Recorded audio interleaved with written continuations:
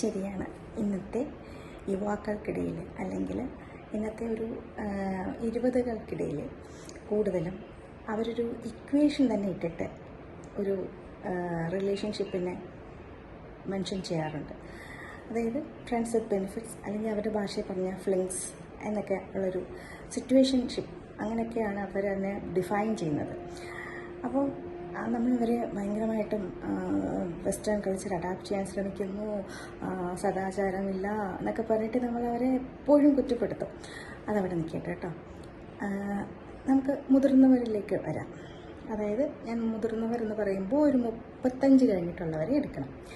ഒരു കേസ് ഞാൻ ആലോചിക്കുകയായിരുന്നു. എൻ്റെ മുന്നിലിരുന്ന് ഒരു 2-2.5 മണിക്കൂർ വാ തുറന്ന് വെച്ച് കരയുകയാണ്. പക്ഷേ ഒരു സംസാരമോ ഒന്നുമില്ല. കണ്ണീർ ഇങ്ങനെ കണ്ണീര് വന്നുകൊണ്ടേയിരിക്കുകയാണ്. ശ്വാസം ഇങ്ങനെ പിടിച്ചു വെക്കുന്നവർക്ക് ഞാനങ്ങനെ ഭയന്ന് മുന്നിലിരിക്കുകയാണ്. കാരണം ഒരു സ്ത്രീയാണത്. അവർ ശ്വാസം എടുത്ത് വെച്ചിരിക്കുകയാണ്, പിടിച്ചു വെച്ചിരിക്കുകയാണ്. കണ്ണീര് ഇങ്ങനെ വന്നുകൊണ്ടേയിരിക്കുന്നു, പക്ഷേ സൗണ്ടില്ല. അവർക്ക് മുന്നിലിരുന്ന് കൗൺസിലറായ ഞാൻ വല്ലാത്തൊരവസ്ഥയിലൂടെ പോയിക്കൊണ്ടിരിക്കുകയാണ് അവരോടൊപ്പം. അവർ ഒരു റിലേഷൻഷിപ്പിലായിരുന്നു. ഞാൻ ഇവിടെ ഒരു കാര്യം എടുത്തു പറയാം. എൻ്റെ മുന്നിലിപ്പോൾ ഭർത്താവിൻ്റെ റിലേഷൻഷിപ്പ് കണ്ടുപിടിച്ച് കഴിഞ്ഞ ഭാര്യയുടെ അവസ്ഥയായിരിക്കും രാവിലെ ഞാൻ കേൾക്കുന്നത്.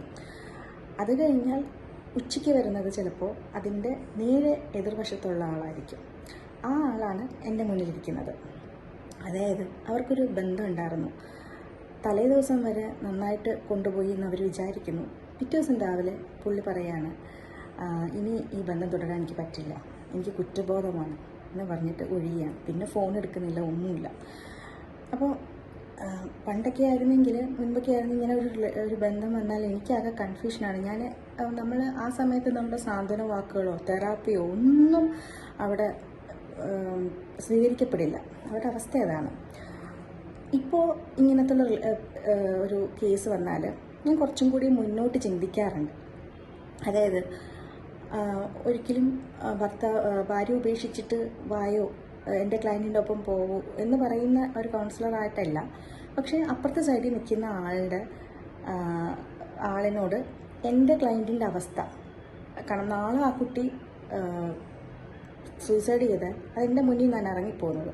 അപ്പം അപ്പുറത്തെ വശത്ത് നിൽക്കുന്ന ആളിനോട് എൻ്റെ മുന്നിലിരിക്കുന്ന കുട്ടിയുടെ അവസ്ഥ പറയാൻ ഞാൻ ബാധ്യസ്ഥയാണ് ആസ് ആൻ ഒഫീഷ്യൽ. അപ്പം ഞാനത് അദ്ദേഹത്തെ കമ്മ്യൂണിക്കേറ്റ് ചെയ്യാൻ ശ്രമിക്കുന്നു. ഒരു രീതിയിലും അദ്ദേഹം റെസ്പോണ്ട് ചെയ്തില്ലെന്ന് മാത്രമല്ല, ഒട്ടും യാതൊരു മനുഷ്യത്വവും കാണിച്ചിട്ടില്ല. മനുഷ്യത്വത്തിൻ്റെ ഒരു കണിക പോലുമില്ല. അപ്പോൾ കുറേ നാളെ കുട്ടി വരുമായിരുന്നു. അപ്പോഴൊക്കെ ഞാൻ പറയും, നോക്ക്, ഒരു ദിവസം ഉണ്ടാവും, ഈ പോയ ആൾ ചിലപ്പോൾ തിരിച്ചു വരാതിരിക്കാൻ വരാനുള്ള ചാൻസ് എന്ന് പറഞ്ഞാൽ മനുഷ്യർക്ക് അവൻ പോലും അറിയാത്തൊരു വികാരമുണ്ട് ഉള്ളിൽ.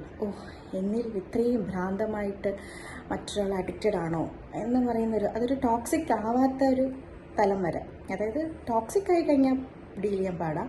ടോക്സിക് ആവാതെ നിസ്സഹായരായിട്ട് കുറച്ച് ആളുകളെ ഇങ്ങനെ അവർക്ക് എല്ലാ മൂലയിലും വെക്കാൻ ഇഷ്ടമാണ്.